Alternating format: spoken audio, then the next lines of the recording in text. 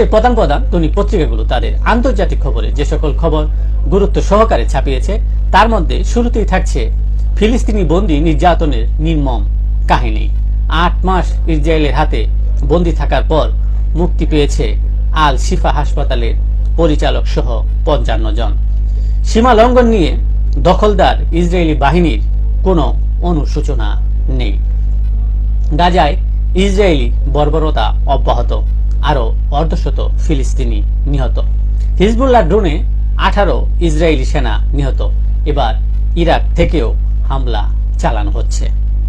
ধর্ম নিয়ে রাহুলের কথায় উত্তপ্ত ভারতের লোকসভা, পাল্টা আক্রমণ মোদি এবং অমিত শাহ। রাহুলকে ক্ষমা চাওয়ার দাবি করেছেন অমিত শাহ। রাহুল গান্ধী বলেছিলেন, যারা নিজেদের হিন্দু বলেন তারা কেবল হিংসার কথা বলে, ঘৃণার কথা ও অসত্য কথা বলে। এরপরই শুরু হয় লোকসভায় হইচই। আংশিক দায়মুক্তি পাচ্ছেন ট্রাম্প।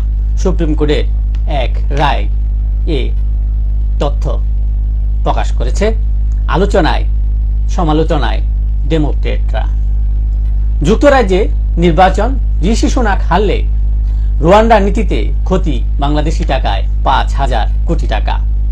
কেননা ইংলিশ চ্যানেল পাড়ি দিয়ে যুক্তরাজ্যে প্রবেশকারী অভিবাসন প্রত্যাশীদের রুয়ান্ডায় পাঠানোর বিতর্কিত প্রকল্পে ব্রিটিশ সরকার এরই মধ্যে ৩২ কোটি পাউন্ড খরচ করে ফেলেছে।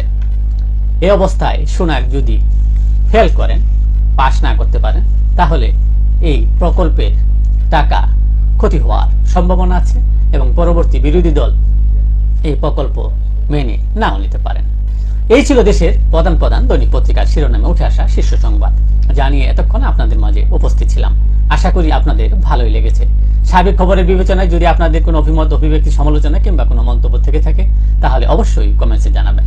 আপনাদের কমেন্টসের প্রত্যাশায় আজকের মতো এখানেই বিদায় নিচ্ছি। আবারও দেখা হবে আগামীকাল ঠিক একইভাবে সারা বিশ্বের সংবাদ ৭.৩০ মিনিটে। সে পর্যন্ত অবশ্যই সকলে ভালো থাকবেন, সুস্থ থাকবেন। আসসালামু আলাইকুম ওয়া রাহমাতুল্লাহ।